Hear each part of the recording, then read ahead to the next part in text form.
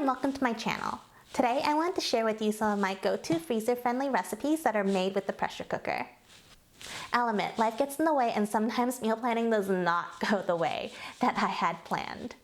No one's on their game 24/7, so to avoid being caught too off guard, I like to have some meals that I've made ahead of time and frozen for those moments. This way I can just grab a serving out of the freezer and have lunch or dinner ready in a jiffy. These recipes are super simple and are a staple for me, so it really doesn't take too much effort to make an extra batch and freeze it for later. So let's get started.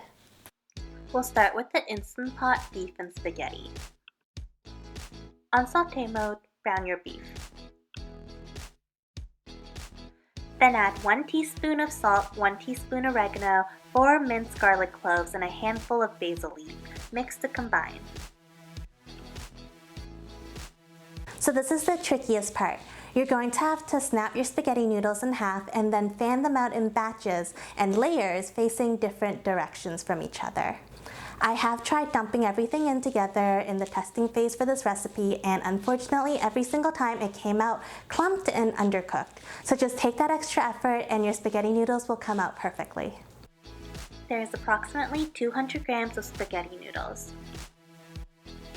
Then add 2 cups of vegetable or beef stock, a cup of spinach, and finally a can of crushed tomatoes. Be sure to not stir, just gently pat it all down. Pressure cook for 6 minutes before natural pressure releasing for 5 before quick releasing. Using tongs, mix everything together and serve with some Parmesan if desired. Next is homemade mac and cheese. Add in 454 grams of elbow macaroni, 4 cups of chicken or vegetable stock, half a tablespoon paprika, 1 tablespoon onion powder, 1 tablespoon garlic powder, and 1 teaspoon of salt. Pressure cook for 5 minutes and then quick release when done. Add in up to 1 cup of milk and then 1½ cup of shredded cheddar cheese and 1½ cup of Asiago cheese and half a cup of Parmesan cheese. I like to add around half a cup of cheese at a time, making sure that the cheese has melted before adding more. If needed, you can add more milk.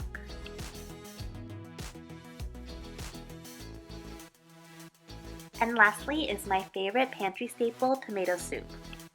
In your Instant Pot, add in half an onion, 4 cloves of garlic, 2 cans of either whole or diced tomatoes or a mix of both, and then 3 cups of vegetable broth.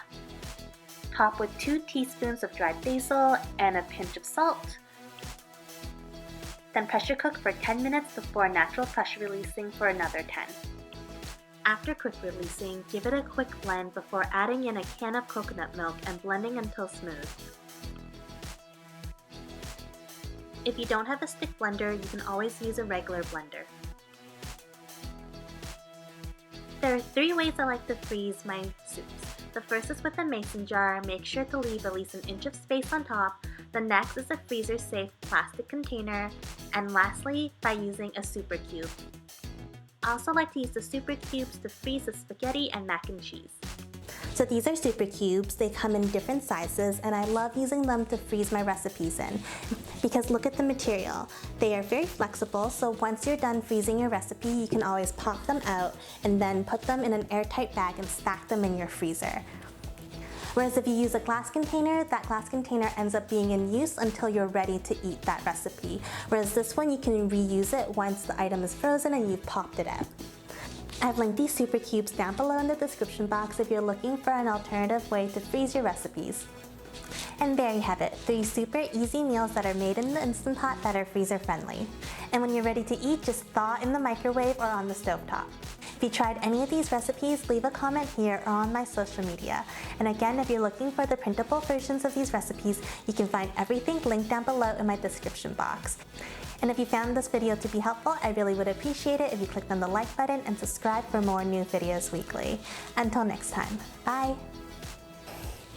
Hey, I'm back. So this is how it looks frozen, and when you're ready to eat it, just kind of pop them out.